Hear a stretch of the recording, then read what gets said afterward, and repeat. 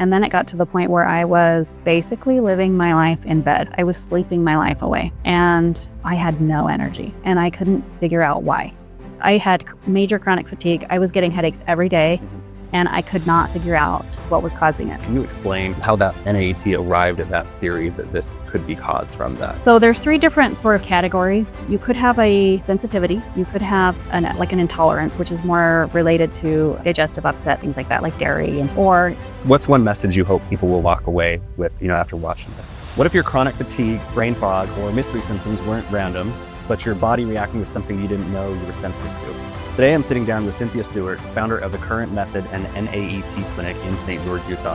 Her whole approach is based on the idea that a huge percentage of health issues, things like fatigue, skin problems, digestive issues, and even emotional stress are tied to hidden sensitivities and allergies. Instead of chasing symptoms, she focuses on identifying and clearing the underlying triggers so the body can heal.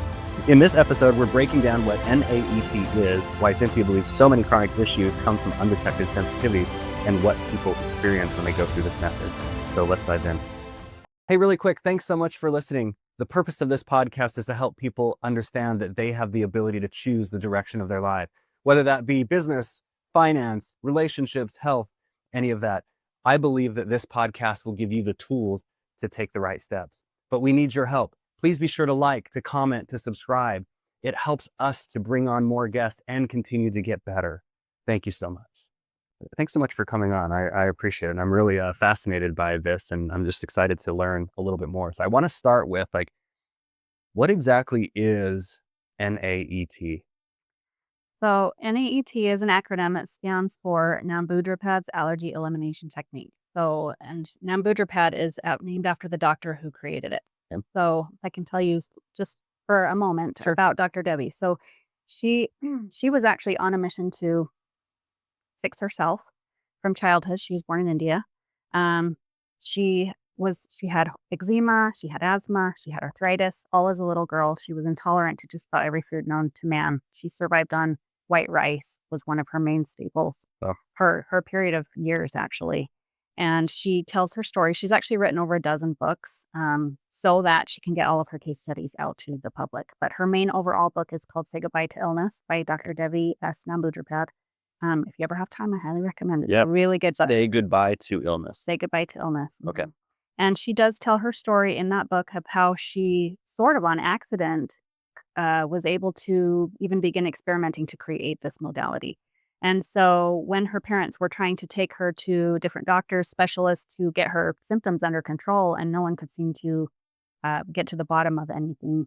She says, I threw my hands in the air and I said, if I'm ever going to be well, I need to go get educated and figure this out myself. And so she did. So she became a medical doctor. She became a chiropractor. She became an acupuncturist. She got her PhD in acupuncture. Oh. And it was while she was in acupuncture school, she came home one night and looked in the fridge and realized that she didn't have any white rice left to eat.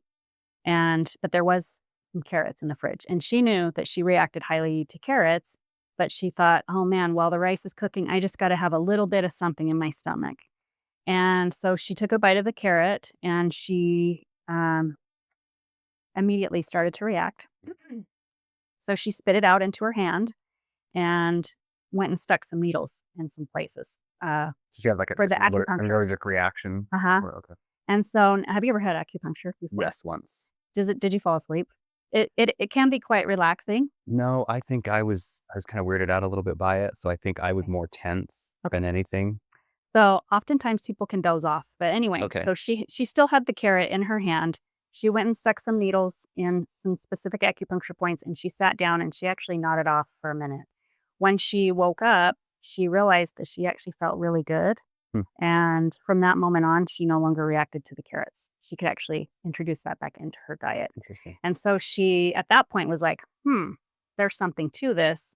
And that's what started her down this path of figuring out how to desensitize things that you know that you're allergic to through principles of Chinese medicine. Got it. Okay. And then so NAET then, so if that's her story about kind of, I guess what led her down this path, trying to figure out what exactly it is or how it works or the therapy itself, Yeah. So you can, well, first of all, what is an allergy, right? So oftentimes I'll get people who come into me and they know I'm allergic to this and this and this. Okay. And then I get other people who come in and they're like, I don't have allergies. I just don't feel well and I need help. Okay. But the truth is we all have them. We just don't know what the triggers are always, Yeah. right? So because there's a difference in what it is so you and I, we're humans. We have what's an electromagnetic field of energy that surrounds us as a person. Okay. And so, and science has known about this for 100 years. It's photographable, it's measurable. And so what happens is we work just like magnets do because of this electromagnetic field of energy.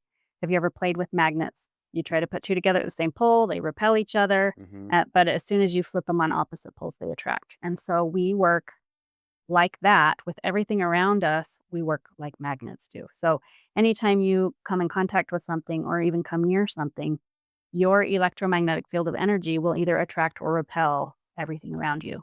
Okay. And so you can inherit allergies. Most are acquired. We acquire them through trauma.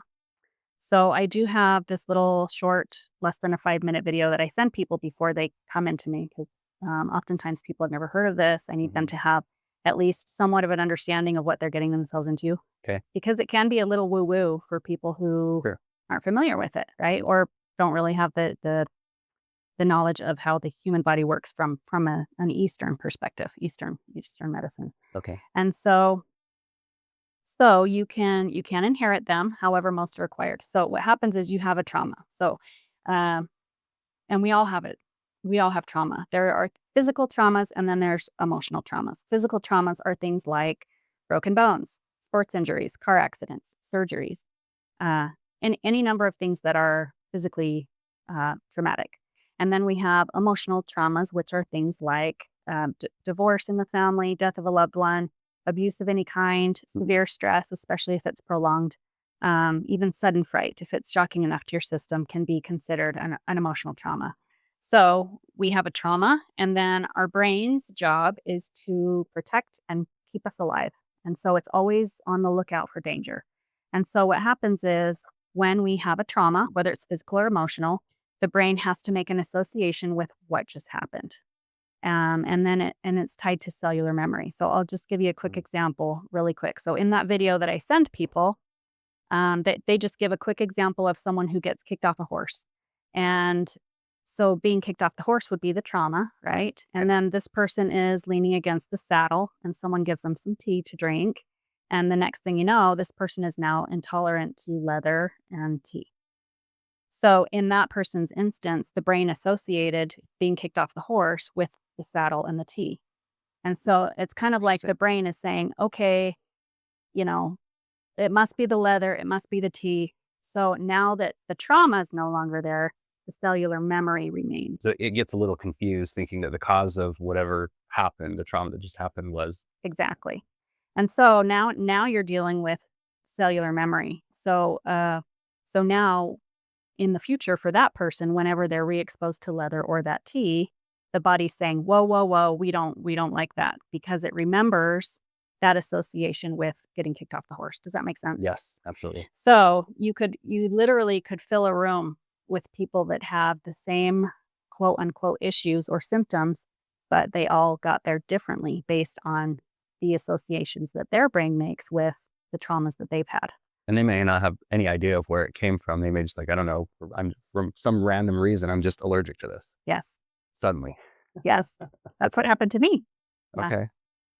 So. Interesting. So NAET, I guess, suggests that from my research that 95% of health concerns and the vast majority of skin conditions are related to sensitivities or allergies, things like that we just aren't sure of how we got. Can you explain kind of, I guess, a little bit more about what that, how that NAET arrived at that theory that this could be caused from that? Yeah. So there's 3 different sort of categories. You could have a sensitivity. Mm-hmm. You could have an intolerance, which is more related to like digestive upset, things like that, like dairy and things like that. Or you can have what's called a true medical allergy. Now, so let's just say you have an allergy and you go to a traditional allergist. Mm-hmm. And typically what they'll do is like the skin prick test, either on your back or your arm. Yep. And it does tell us that you're reactive, but it doesn't tell us to what degree, unfortunately. Right. And so the only way to really know what it is and to what degree is to get a blood test. And so there are a couple of different antibodies that I suggest people check for, especially if they have more of an acute type reaction. So IgG immunoglobulin G antibody is related to food sensitivity. And there's a whole panel that a list of things that are the most commonly checked items Okay. that we give them to go and be tested for. However, those antibodies, if we know, so there's 6 different classes of allergy. Okay. So if we know, okay, you're class 3 IgG to whatever it is, and we know you can strictly avoid that item long enough, and those antibodies would eventually go away on their own.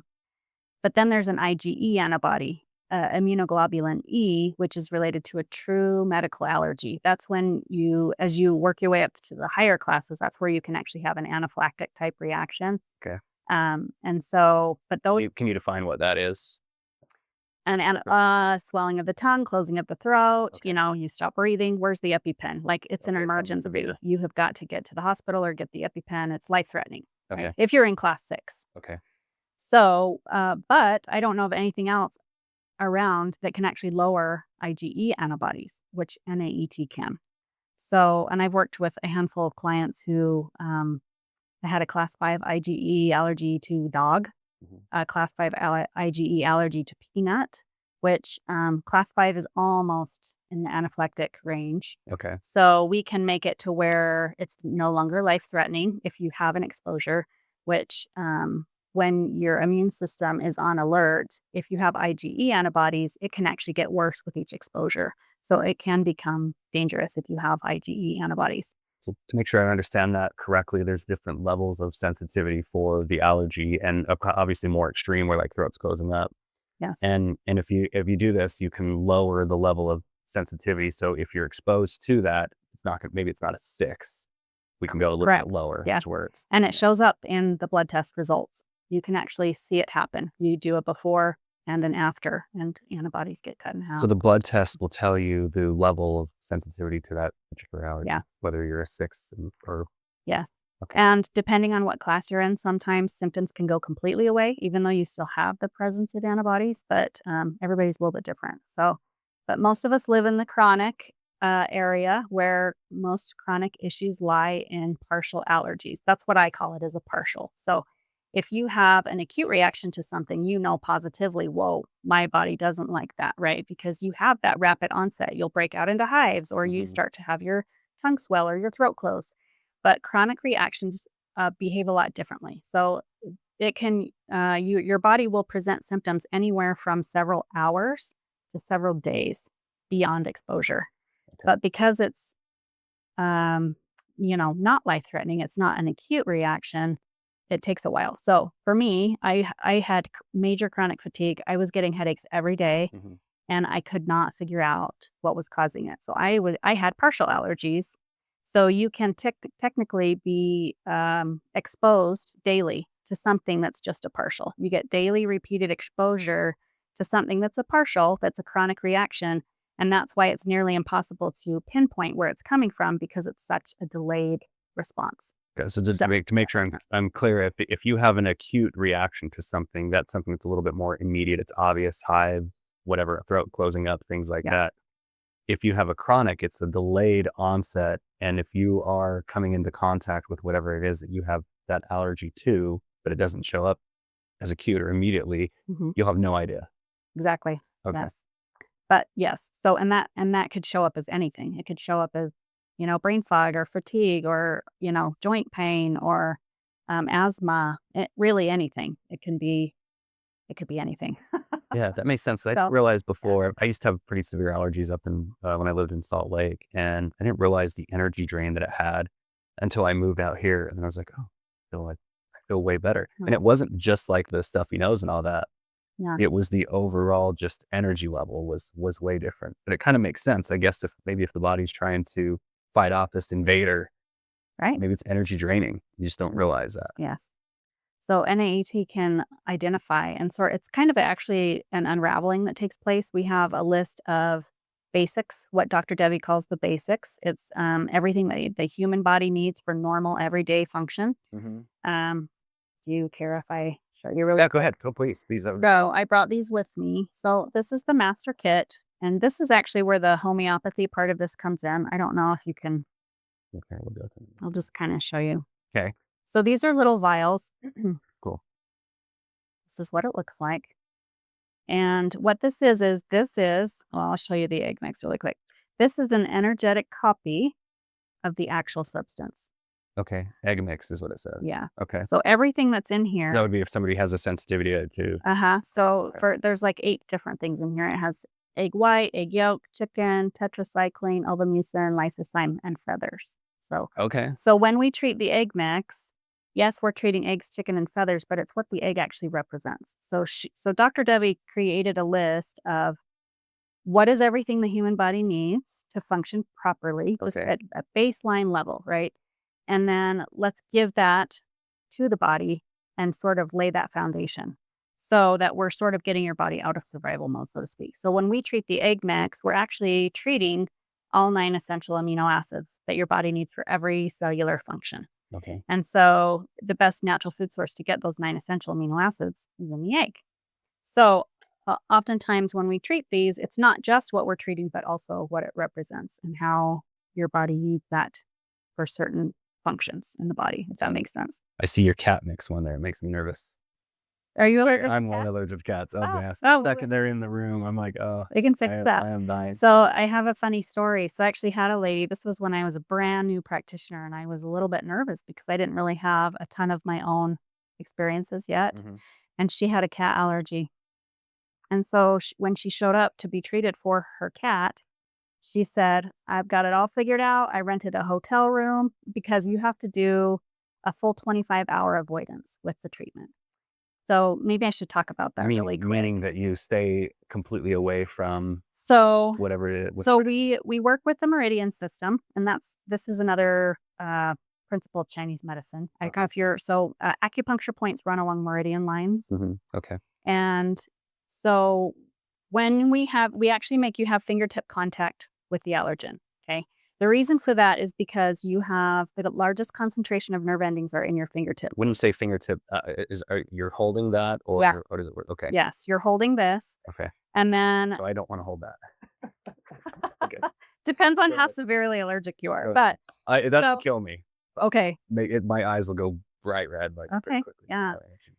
So, so you make fingertip contact with the allergen because these essentially are your magnets. Your largest concentration of nerve endings are in your fingertips. So anytime you touch anything, technically, your body knows whether or not it has that attraction or repulsion of electromagnetic energies, right? So, so we treat that by stimulating nerve roots in the spine, and we also stimulate specific acupuncture points, which we talked about with Dr. Debbie and her experimenting, right?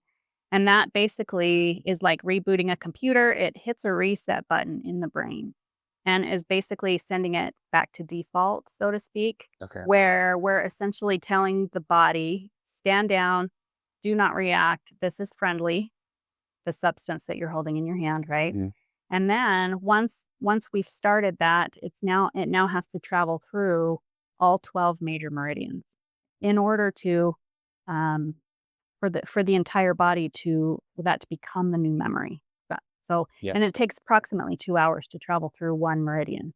So once we treat you for that item, complete avoidance is necessary for 25 hours so that each of those meridians can also accept that same message that this is now friendly instead of a bad guy. So anyway, so this lady comes in and she said, I'm ready to be treated for my cat allergy. And I already told my husband, you're taking the kids because they had a cat in the house and cat hair was everywhere, right?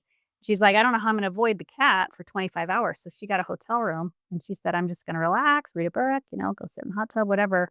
And I'm like, oh, dang, the pressure's on because what if it doesn't work? I already knew it would work because it worked for me so well. But again, I was a brand new practitioner. And so anyway, we treated the cat allergy and then I didn't hear from her for a little while. And I thought, And so I texted her one day and I said, hey, how did it go? And she goes, "Oh, yeah, it worked. I'm great. Everything's good now." So, Wow, that's anyway, fascinating. it's it's it's, uh, it's it's pretty amazing. It's actually very rewarding as well to, be able to help I people. bet that I can see that that can be, I mean, just totally life changing in some cases, depending on the severity of it. I know there's a lot of things that I avoid that are due to allergies, and luckily they're not as bad out here as they were in Salt Lake. But Yeah, those things that you just avoid, whether it's, I mean, foods are a little bit more obvious, right? yeah, I have a son that's allergic to mustard. Well, I don't know why, but mustard. So yeah. we just never have mustard in the house, so everyone's like, Interesting. which is fine because I don't like mustard. It works out. But if it's something that I liked, it might be a little more Yeah. challenging. But then there's those other things where it's like if there's, a park with the cottonwood trees, for example, it's Mhm. that time when it's coming out. I'm like, avoid that. It might be gorgeous and might be really cool to walk through there, but I'm like, I'm just going to avoid that because I know what comes afterward. Sure. Or, friends that have cats, right? Mhm. It's okay. I'm not going to come visit. Yeah. The dogs are okay. It's not as severe, but with the Yeah. cats, it's, I'm avoiding. So if those things are corrected, it would make a big difference. And I can see that Yeah. for a lot of other people, depending on what it is that they're For sure. allergic to. Yeah. Yeah. And that's, yeah. Well, If we talk about like um, some of the hidden sensitivities, like what are some common signs that someone might be dealing with some sort of hidden sensitivity? anything chronic, Okay. anything at all. So I'll tell you really quick about my story. So I was fine living life. Everything was great. Just in the thick of raising kids and all the things, right? And and then all of a sudden I just started to go downhill with no apparent reason. I wasn't uh, doing anything different really. Um, and then it got to the point where I was basically living my life in bed. I was sleeping my life away. And I had no energy. And I couldn't figure out why, 'cause nothing had changed in my diet. I wasn't doing anything Was different. it sudden or was it just kind of over the course of? It was a little more gradual, yeah. Okay. But for about a year, I was in a bad place. And I was having a conversation with a relative one day, and she's like, "Well," oh, and I was trying to explain it to her. I'm like, "The best way I can explain what this feels like is I just feel like I'm dragging weight everywhere I go, and it's just heavy." Mm. And thinking that, if I can just go back to bed and rest a little longer, maybe my energy will come back. And of course, that didn't work. So, anyway, so she said, "Well, you need to go and see this NAET practitioner." And so I'm like, "I'll try anything." Did you know what it was at that point in time? Had no idea. Okay. I've never You were like taken me, like, Chinese. what? NAET? Yeah. Okay. And NAET's been around since 1983. So you almost I'm still amazed at how many people have, like, never heard of it. Yeah. So you Even almost those just that have about allergies. like we know someone. Yes. Mhm. So when I went, and I had a handful of treatments, and it was a dramatic turnaround. I was also getting headaches every day. Um, and I thought, what in the world? I feel terrible. I have no energy. I have these headaches every day. Mm. And so after a handful of treatments, it was as if someone just flipped a switch in my Wow. body, and I was like, "This is amazing." My energy came back, my headaches went away. One of my biggest culprits was nightshade. Are you familiar with nightshades? No. Uh-uh. Nightshades are things that bloom at night. You have, like tomatoes, potatoes, bell peppers, onions, Okay. tobacco is in the nightshade family, and so those are in almost every dish. They're very common. Most people actually have issues with nightshades but don't realize it. And there's, an enzyme that grows in the stem of the plant. It's called solanine, Mhm. and it's a natural pesticide, but it actually wards off humans too. So that was one of my biggest culprits, and after I was treated for nightshades, it was like night and day. Major difference. And so then I just mentioned to my practitioner, I said, "Hey, listen, this has been so life-changing for me. I wanna do this. What do I gotta do?" How long have you been doing the NAET? So I've been a practitioner for almost 5 years now. Okay. So when I went to the practitioner that I was going to for my treatments and I said, "Hey, I really wanna do this because this has been so life-changing for me." We kinda joked a little bit because I've been a stay-at-home mom for 20 years. And so I had to go back and get some education and get a license to then pursue NAET. So, lucky for me, I was able to contact NAET headquarters, and then I just said, "Hey, I'm really interested in becoming a practitioner." And he sent me a list of licenses that qualified. So then when I went back to my practitioner later, I said, "Hey, guess what? I'm doing my training," and he's like, "Good for you." Because a lot of people have sort of that experience where they have this dramatic turnaround and they're like, "I got to do this." Yeah. And he's like, "But you're actually doing it. So good for you." Yeah, that's amazing. And I think it helps too when you've experienced some of that and you've experienced the transformation. Yeah, And it gives you a different level of passion for helping. absolutely. You've seen it, Yeah. love that. And then you mentioned that uh, that you had worked with a practitioner that was kind of doing it to help you, but there were some things in there that they weren't doing correctly. And then you Yeah. learned this when you went back to get some training. Yeah. Is that right? So tell me a little So, yeah. So the same practitioner that I was going to, and again, so even when done incorrectly, and I'm not advocating for that at all, but what happened to me wasn't done correctly. But here's where it gets a little tricky. So I was treated for nightshades, and you can actually have an allergy on three different levels. So it could be physical, bit. could be chemical or physiological, like chemical reactions that take place in the body, Okay. or it could be emotional. And that kind of goes back to me explaining, physical emotional traumas, right? And Yeah. the cellular memory tied to those things. Yeah. So if you have an emotional trauma related to XYZ, then the cellular memory tells you it's on an emotional level. And so it matters to the brain which one is it and that you address it. So I had, this is crazy, sorry. Uh, I had an emotional level allergy to nightshades. Okay. I was only being treated on the physical level. And so I would be treated and he would send me home. And then I felt really good for about 2 weeks. And then my symptoms started to creep back in. And I'm like, this is strange. What's going on here? So I'd go back in and we would check a few things. And oh, by the way, this is done with muscle testing. And so if you place an allergen in your hand and we test your muscle strength against it, Mm-hmm. this actually kind of goes back to, I need to touch on this really quick. Sure, please. Let's pretend we're on a sliding scale from 0 to 100. Okay. Okay. So if I place an allergen in your hand and I test your muscle strength against it and your muscle goes weak, you are living in the camp of 50 to 100%. That's when your brain says, whoa, you're And you're saying with really that where, sensitive to this. and the thing that I'm thinking about is I've done this at a few seminars where you're holding your hand out and you're Yeah. doing it, and then they Yeah. just like the Uh-huh. okay. And you can do it by saying statements that are true or false, and you'll go weak or stay strong, Okay. right? Yeah. It's fascinating how it works. I've done it a few Yeah. times and I'm just amazed by it. Yeah. Okay. So, but because of partial allergies, you can have, and this is according to the basics that we treat. So when someone comes in for a treatment, we have a list of basics that we treat regardless of muscle strength to account for the partial allergies that we cannot detect through muscle strength. So if I place an allergen in your hand and your muscle stays strong, if only if it's a basic, okay? Okay.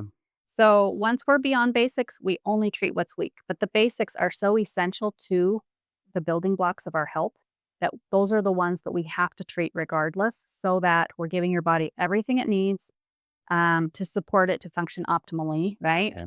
And then, so if I place the allergen in your hand and it stays strong, we technically call that a partial, and you're living in the 0 to 50. That's the chronic reaction. Okay. So just as a quick example, um, if you have a cold, right, you can function, but it's pretty miserable, right? So I like to compare that to having a partial allergy. So yes, you can still function, but any type of symptom that you have, again, because it's partial and you can't pinpoint where it's coming from, that's what we're trying to target when we treat those basics, even if it's strong, because we're pinpointing the partials that aren't detected through muscle strength, if that makes sense. Yeah. So I would go back in and we would check a small handful of things, and then we'd be kind of stumped, and I'd be like, "Well, let's check the nightshades again." And then sure enough, my arm goes down and I'm like, "I don't understand why I can't hold this treatment." And so, but fast forward to, so here what happened was I gave up after 4 attempts. Mm. I was treated 4 different times for nightshades. And it would work each time for about 2 weeks. And then it would eventually stop working, Mm. which isn't supposed to happen. So when I went through my own training, I had a couple of light bulb moments. One of them was, um, wow, there's an emotional component to this. I had no idea. And so the treatment is a little bit different. If it's physical, chemical, that kind of falls under the same umbrella. But if it's emotional level allergy, it's different. Okay. And I wasn't treated on that level. So once I treated myself on the emotional level for nightshades, I haven't had an issue since. No. So it really does matter to the brain. I've Which never one is heard it? of that, an emotional level allergy. How would you define that as opposed to being something that's physical? Okay, so this is kind of a fun story, but Okay. so I have a client We like who fun stories. back to the egg mix again. So I have a client who, um, so whenever someone comes for a treatment, we always check. We'll put the allergen in their hand, and we muscle test their strength 3 times: one for physical, one for chemical, one for emotional. Okay. So this lady had an emotional level. Her physical was strong, her chemical was strong, her emotional was weak for the egg mix specifically. And so, um, what's interesting is when it's emotional by itself, and sorry, let me clarify really quick. So when you come in, it can be any combination of the three. Sometimes it's your emotional and your physical, but your Mhm. chemical is strong. Do you know what I mean? Yeah. Okay. So sometimes it can be one level, sometimes it can be all three or two, whatever it is. Okay. So, but hers was specifically emotional. And so when it's emotional all on its own, you're more likely to have what we call an emotional release, which is basically trapped emotion inside the body that needs to be released, that has cellular memory tied to an emotional trauma. Does that make sense? Okay. So we treated her for her egg mix. We sent her on her way. And I get this audio message on my phone a little while later from her. And she said, "This is going to sound completely crazy, but I just had to tell you what happened." So she's driving home on her way home from her treatment. And she said, I'm driving along, everything's fine. And then I'm going around this roundabout, and all of a sudden I just burst into tears. And she's like, "Oh my gosh, what's happening to me? I don't even know what's going on?" And she said, "It's sort of like I stepped through this time warp." She said, "All of a sudden, I had this very vivid memory of being at my aunt's house when I was a little girl feeding the chickens, Mhm. and the rooster got aggressive, attacked her, and that was an emotional trauma for her." And so she said, anyway, she said, "I had no memory of that. I didn't remember it at all until it came forward, so to speak." And she said, "Anyway, I had a good cry, and now I feel great." Okay. So sometimes crazy things like that happen where you And can so where have. the brain attaches, that's okay. I'm trying to formulate the words to explain it, but that makes sense. Where the Yeah, brain just sees that as something that can cause issues. Fascinating. Okay. right. But on So, an emotional level. yes. So in her instance, she had cellular memory tied to this emotional trauma from childhood, Yeah. but yet her body remembered. And so when we were able to treat it and hit that reset button in the brain, it was able to release everything associated with that emotional level allergy to What's the egg different mix. about treatment when it's something that's emotional level as opposed to the other? So, emotional level allergies tend to be the deepest. So, your Okay. physical is the most superficial, chemical is a little deeper, and then emotional is even more deep, if that Okay. makes sense. Mm-hmm. So, and those are the ones, well, they're all tied to cellular memory, but it affects you the most when it's Okay. emotional, if that makes sense. Okay. Yes. So if somebody, what does the typical NAET session look like for somebody that's, if they walk in for the first time? Yeah. So, actually, I brought this, and I actually wanted to give this to you because I wanted to thank you for Awesome. letting me be on the podcast today. So I'm gonna give this to you, Oh, thanks so much. and then I'm gonna actually have you The sign. NAET guidebook. Yeah. Okay, very cool. So everybody gets one of these Okay. guidebooks. And it talks about Dr. Debbie Pad on the back. Um, the first half of the book is education, which I highly recommend that people review. And I also recommend that they read Say Goodbye to Illness. Okay.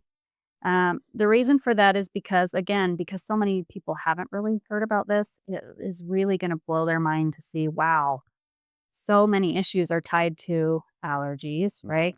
And some people, you actually wonder, how would they have ever gotten help otherwise? Right. So because NAET is able to unravel it. Okay. There's so many good stories, lots of testimonials. And then the second half of the book has all of the kits, all of the mixes that are in the master kit, that tells you what's in the mix, what you need to avoid. And then it also gives you a list of things that are approved to eat during your 25 hours of avoidance. Okay. And that's so, 25 hours of avoidance is after treatment. Is that right? correct. So as soon as we hit the reset button, which is doing the treatment, that's when the clock starts. So for 25 hours beyond that point is where you're going to do your avoidance. Okay. And then after that, you're able to reintroduce it back into your diet, whatever it is we're treating, right? Right. And be re-exposed to it from that point forward. So I'm actually going to give this to you, and then I want to invite you to come and be treated for free. Okay. Yes. For having me on the podcast. I'm excited for it. So I'm this is excited for to. you. I'm excited to try it. Thank you so much. Yeah. Yes, I'm fascinated by it, and I want to learn a little bit more about it for sure. So people will get their guidebook. I kind of just walk them through the process, explain how everything works, answer any questions they have, and then we just get into the treatment, which is where they make fingertip contact with the allergen. We check their muscle strength against it. We find out what level it's on. We do the treatment where we stimulate the nerve roots in the spine and the specific acupuncture points. And Do they for- know like that when they come in, do they know the allergens, or is it more like you're doing a test to kind of figure out what things they might have an allergy to? Some people come in knowing full well this is what I want to be treated for. Okay.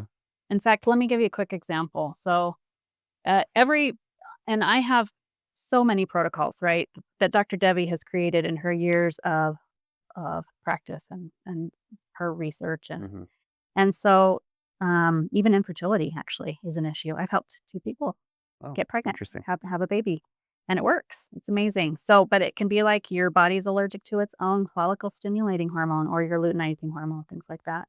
It's amazing once you bring balance back to that, then your body knows what to do with it, and then you're able to function optimally again. Okay, and it takes a couple of hours or so, you said? The first treatment takes about an hour. Okay, fair enough. Additional treatments after that, about 15 minutes. So, because what we do is we recheck the old treatment, the previous treatment, make sure it's still holding good and strong, and then we treat the next one and send you on your way. Okay. And is the treatment, because you mentioned a little bit of acupuncture, is the treatment include some acupuncture? Only if you're an acupuncturist. Okay. But we stimulate acupuncture points with a stimulator. We have it's called an arthrostim. I don't know if you've heard of that. Chiropractors use them. So when I'm stimulating nerve roots in the spine, it's basically this little thumper that has it's like a little Y probe that stimulates both sides of the spine at the same time. Okay. And then we also stimulate acupuncture points along specific meridians. It just kind of taps. It feels good. Okay. It's kind of like getting a massage almost. Sometimes when I do the treatment, people are like, "Oh, keep going. That feels good," Okay. So, and then after that, then the avoidance begins.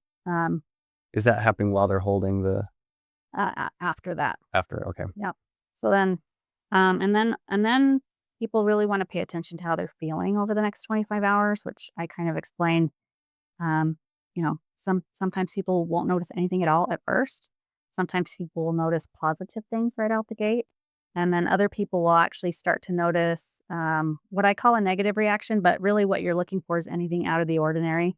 It's your body trying to communicate with you. If we'll just take the egg mix again, for example. If I treat you for egg mix and you start to present symptoms during your 25-hour of avoidance, your body's trying to tell you, we might need to take a closer look at something in this mix because there might be an individual component of the mix that needs its own treatment based on how highly sensitive you are to whatever it is we're treating.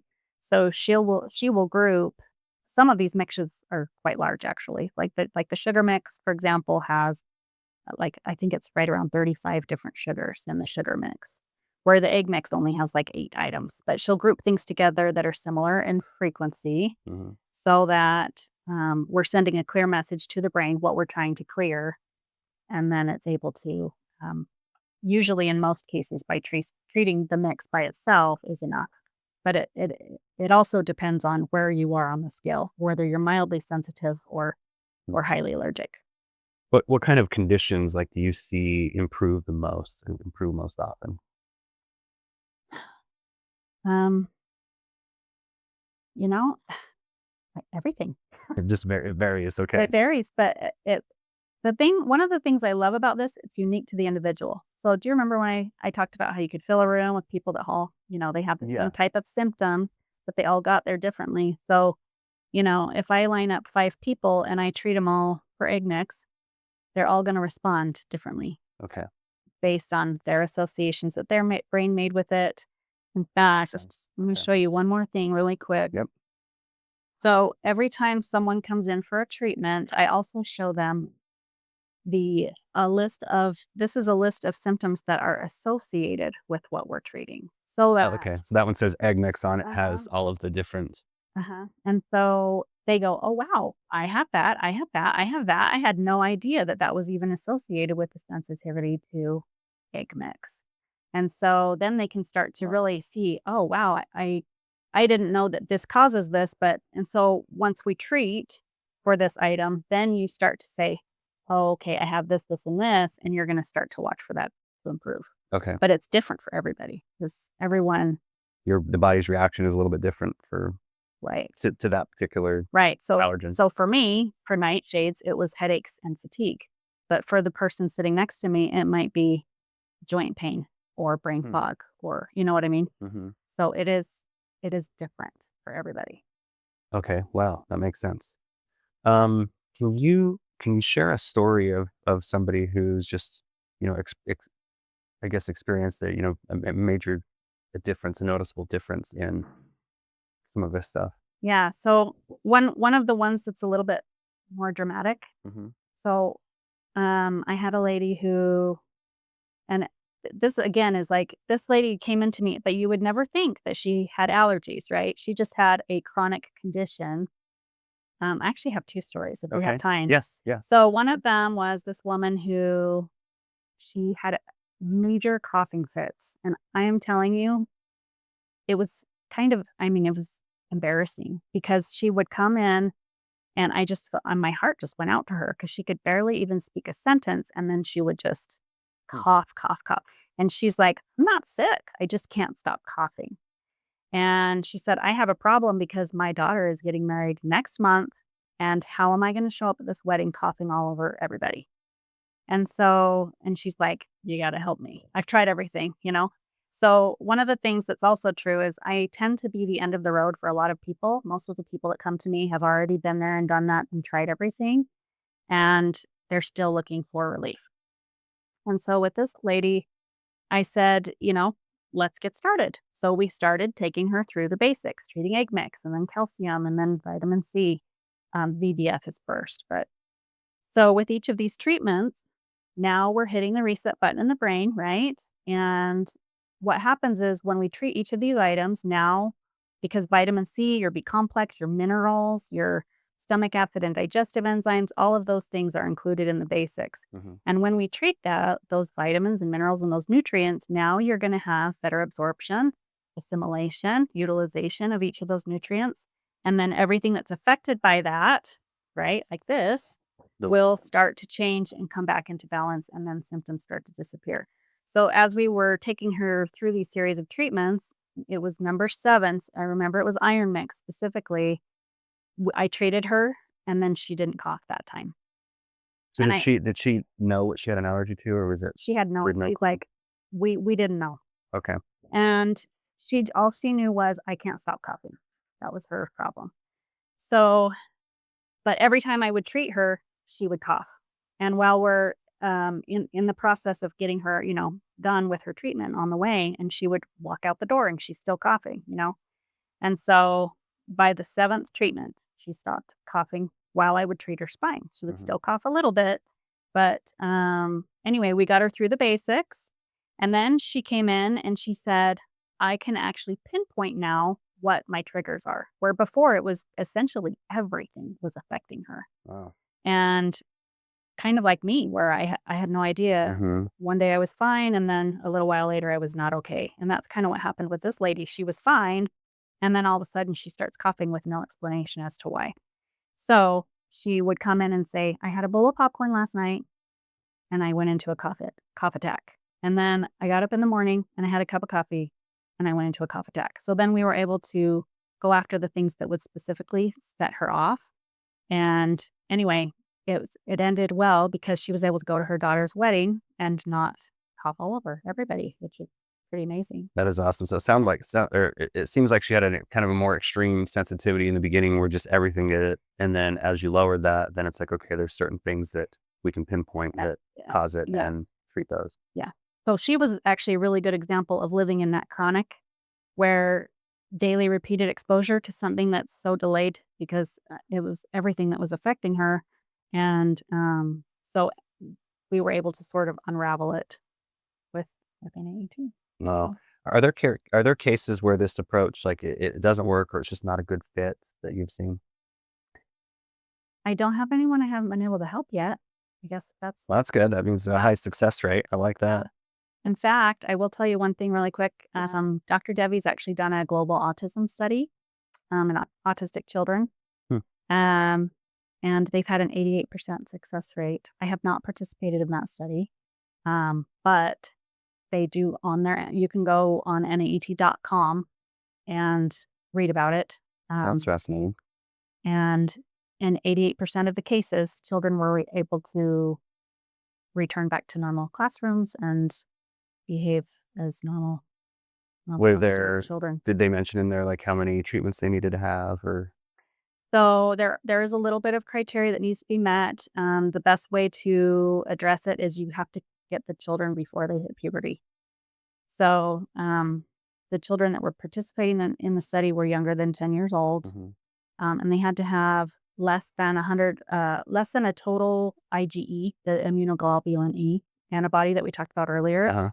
They had to have less than 115 of those total in their blood, and as long as they fell within that criteria, they were the ones that had the 88% success rate.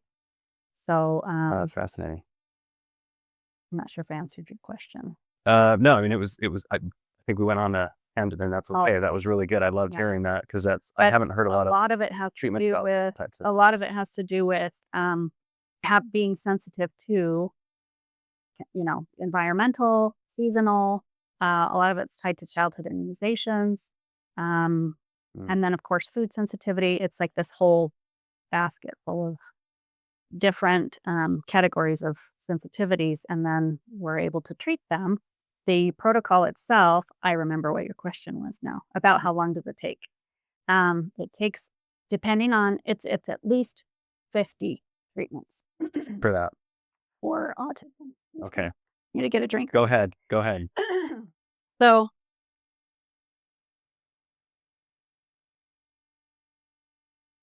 yeah, it's about, but how long it takes depends on how often you come for treatment. Because you can knock them out quickly, or most people come weekly. So if you're only coming once a week, and we had got to do 50 treatments for about a year. It's about a year. Okay. So for someone listening who maybe they feel tired all the time or they just can't get clear answers, like where should they start? With the basics. Okay. So everything starts with the basics. Because, are you familiar with Maslow's hierarchy of needs? I always use that pyramid as an example too. I am not, no. Oh, okay. And it's like different levels of the basics. And it's kind of like at the very bottom, you have to have at the bottom of the pyramid is survival mode, like hunger, shelter. Are you getting enough to eat? Do you have shelter? Are your basic needs met? Right. And then once your basic needs are met, then we can start to ascend to higher levels. Okay. Right. So with NAET, everything because with basics, because it's kind of like your body's saying, hey, you're asking me to do this. I'm still stuck down here. So when we lay that foundation, we give your body everything it needs to support normal everyday function, right? Okay. That's going to help your immune system and everything else. Then once that's functioning properly, now I can take care of this. So just like as an example, any protocol like infertility, or I have one, PCOS, for example. Anything like that, they all start with treating basics. So Okay. treat the basics. That's kind of the reevaluation point. lots of issues can be resolved in just treating the basics. And so once basics are done, that's sort of where we say, okay, what has improved? Where do you still need help? And if so, then we sort of can get a little more specific after that. Got it. Okay. Now on your website, when I was doing research for this, you mentioned that you also you have another method that you'll do for various things, not necessarily allergies, but that's microcurrent therapy. Is that correct? Is that what it's called? Yes. Microcurrent therapy. Okay. Can you explain a little bit about what that is and how it works? Yeah. So this is another thing that's been around a long time that not very many people know about. So it's called the instruments that I use are called electroacuoscope and electromyopulse. Okay. And what they do is it's biofeedback driven and it treats on the cellular level. So how it works is in real time, and it's microcurrent. So just I think the number one question I get is how does this compare to a TENS unit? So TENS unit is milliamp and microcurrent is even lower than that. So microcurrent mimics your own body's electrical impulses. Okay. And so it's very gentle. You don't even feel anything. With a TENS unit, it sends a signal in and it's a bombardment unit. It causes muscle contraction, right? Mm-hmm. So this one treats on the cellular level. You hardly feel anything at all. It sends a frequency in to analyze the tissue wherever you are in the body. And then it receives biofeedback from your body. And then it sends a corrective signal based on that biofeedback. So there's two things that the machine measures. One is impedance and one is capacitance. So impedance would be resistance in the tissue. Is there scar tissue? Is there, in other words, how many roadblocks do I have to bust through to bring balance back to the tissue? So, and we're dealing with ion exchange in the cells. Okay. So the other thing it measures is capacitance, or in other words, what is that specific tissue's ability to hold an electrical charge? Because our bodies run on electricity. So, if your heart stops, what do? They shock you back to life with electricity, right? Analogy, yeah. And so our bodies are again electromagnetic, right? Mm-hmm. So anytime you have an electrical field, you have the magnetic field that follows. So that's I was already doing my NAET practice, and I had a handful of clients that were telling me about this microcurrent.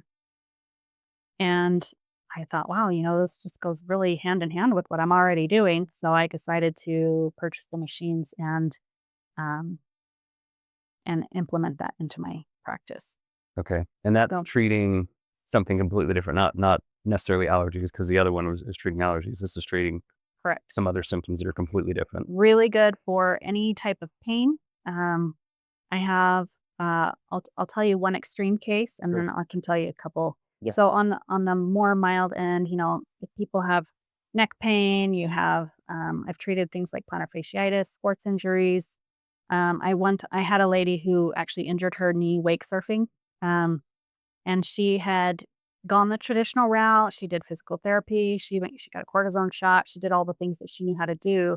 And a year after the injury, she was still swollen. She still had limited mobility. She was still in pain. And so she came to me and she said, "Gosh, I cannot seem to get rid of this injury. I don't know what to do about it." So she wanted to try getting some microcurrent done. And so 3 treatments was all it took. And the swelling went down, the pain went away, her mobility came back. And so, but on a more extreme case, I had a lady who had a back surgery.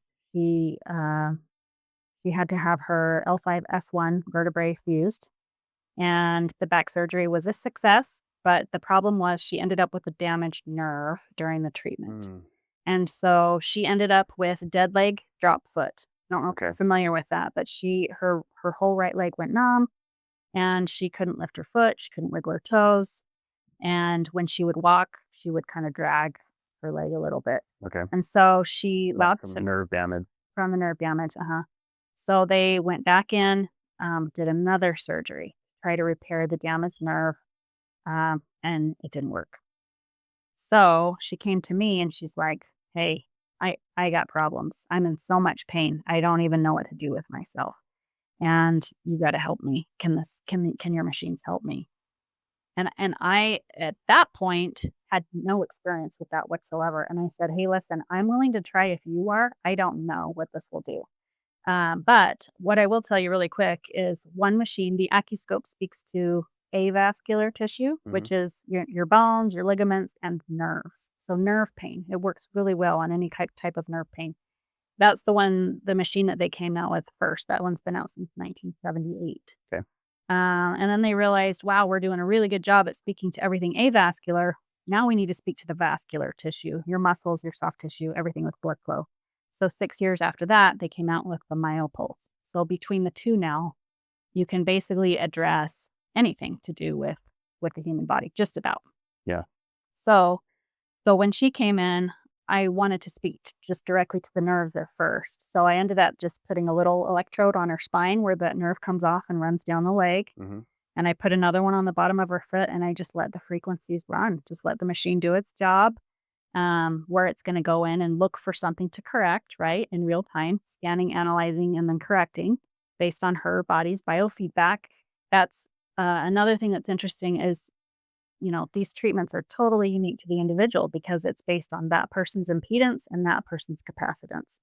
And so, no two treatments are ever the same. So is it making some, I guess, adjustments or corrections to the electrical signal that go through there? In the cells, it's ion exchange. So you have your,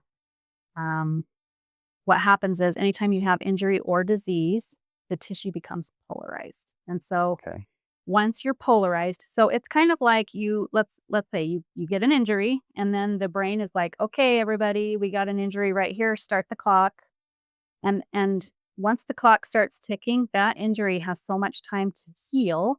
And if it doesn't heal on time, then the autonomic nervous system's response to that is, well, you took too long, and therefore I'm going to polarize you because I got more important things to do, like keeping you alive. Okay.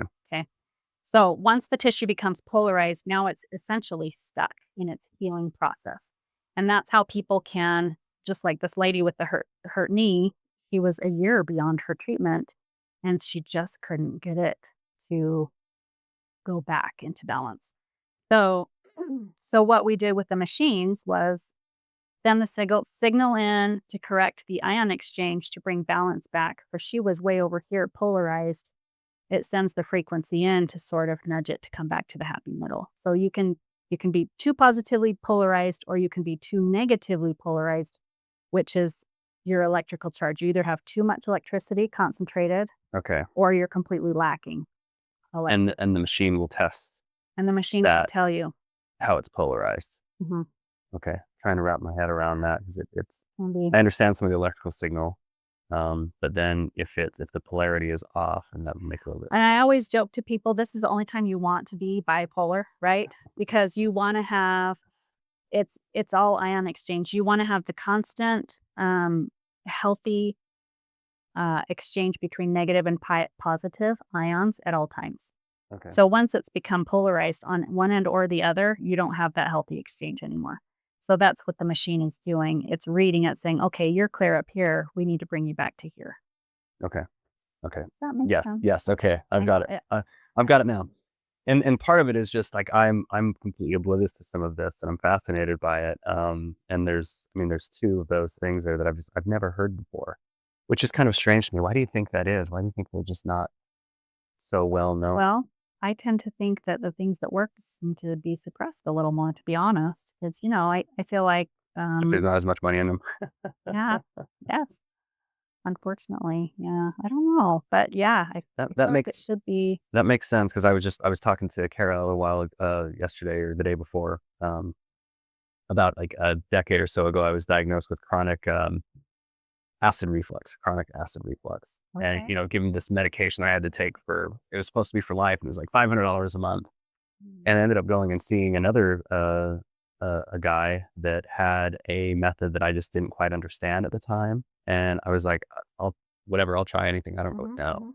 And he did this technique on me with the esophagus and that area. He did a little bit of work on there, and in 2 sessions it was, I ate a pizza one day, and I was like preparing, and then I was like, wait a minute, I don't feel anything. What was the name of that? And I was like, this doesn't make sense at all. What's going on? So I was like, all right, we'll try it again the next day.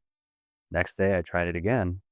And then it was the strangest thing ever. So About 3 years later, I felt a little bit come back. So I called him up. His name was Sid. Went back in, and it's been gone ever since. It's been a decade now. Amazing. And I'm like, okay, this just kind of changed my whole world on my view of some of this stuff. And he had some technique that was, I think it's Chinese medicine or something like that. And he said, some of this stuff has been treated for hundreds of years.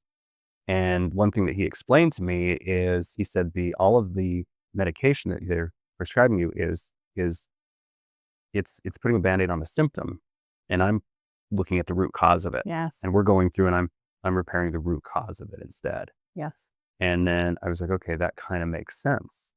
And then it made me realize, like, and this was a while ago, so he's probably much more now, but it was like $75. And I'm like, $500 for the rest of my life, $75. Like, no, there's just no money in this part. Like, okay. Exactly. Just changed my whole view on a lot of this stuff where I'm like, okay, there's these other techniques worth giving a shot to and just seeing if there's some benefit there. Well, you know? and you brought up a good point. So Western medicine is fantastic in the acute, right? You have an emergency and you need life-saving measures. That's where Western medicine shines, right? Yeah. But Eastern medicine is better for the chronic, right? I'm just imagining the whole yin yang thing right here.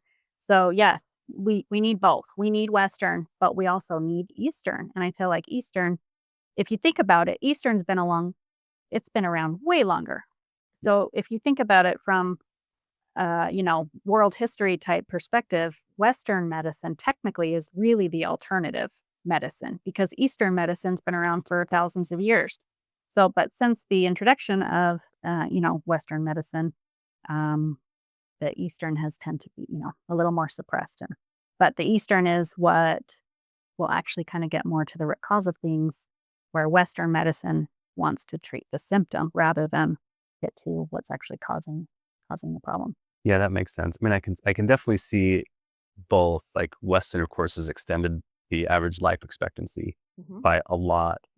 But maybe as far as Eastern goes, it's more like, well, what's the quality of that life during the time, right? And there's probably areas where both do it, but then there's others where it's like just tired and doesn't, it just doesn't seem like it works as much for that. But I like this where it's like, hey, maybe there's an underlying allergen that's in there that's actually causing it. So your body's fighting that all day. You just don't realize it. And it's severely energy draining for the body to be fighting that all day. Definitely. And once we figure out what that root cause is and identify that and heal that, then maybe the body doesn't have to fight with that anymore and energy levels can return.